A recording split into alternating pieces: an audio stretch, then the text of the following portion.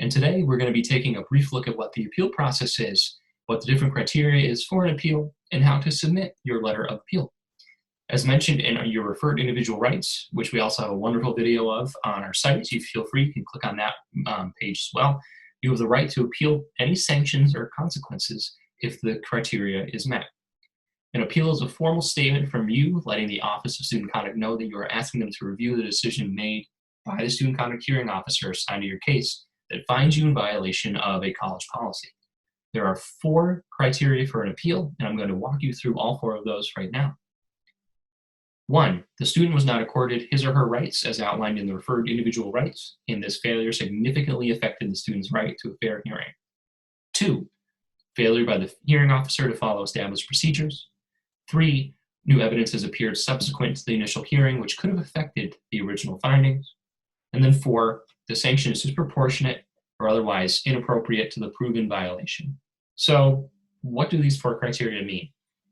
The first piece, not being accorded to your rights, is a fairly easy one. The Student Conduct Hearing Officer has to read your rights verbatim as they're listed in the Student Handbook and ask if you understand those rights. The second one, failure by the hearing officer to follow their established procedures. The Student Conduct Hearing Officers all work from an office-approved worksheet that outlines the procedures that they need to follow during the hearing. And I'm going to explain those procedures to you from that worksheet now.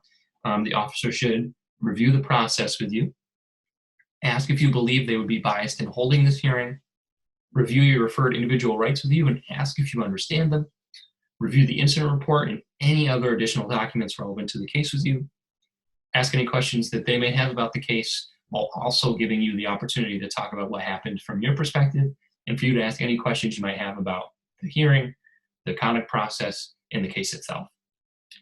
They also have to review the alleged policy violation language with you and ask if you believe you're either in violation, non-violation, or not sure if you're in violation for every individual policy.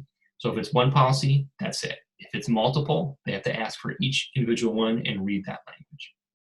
And then lastly, they have to allow time for any other questions you may have and then close the hearing.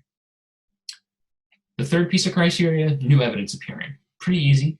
If there's new evidence available that could change the outcome of the case, you're able to submit that along with your appeal letter for review by the appeal officer. The fourth piece, okay, so the sanctions disproportionate or inappropriate to the proven violation. If you're found in violation of a policy in a formal hearing, there is always going to be a sanction or a consequence attached. The Office of Student Conduct follows an educational and restorative philosophy when it comes to sanctioning, and what that means is that our sanctions usually align with an educational component to help students learn through the process. There may be cases that result in more inherently punitive sanctions, i.e. removal from campus housing or suspension from the institution.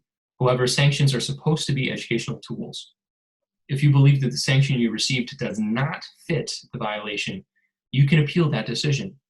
If you have questions about the sanction, though, you can also speak with or meet with your Student Conduct Hearing Officer or any other member of the Student Conduct Office before submitting a formal appeal to gain a better understanding as to why the sanction was applied to your case. If you believe any of these criteria fit, you can submit a formal appeal letter to the Office of Student Conduct no later than 3 business days after you receive your decision letter, i.e. the decision letter comes on Monday, you have until 4:30 on Thursday. If you receive your decision on Friday, you have until 4:30 on Wednesday.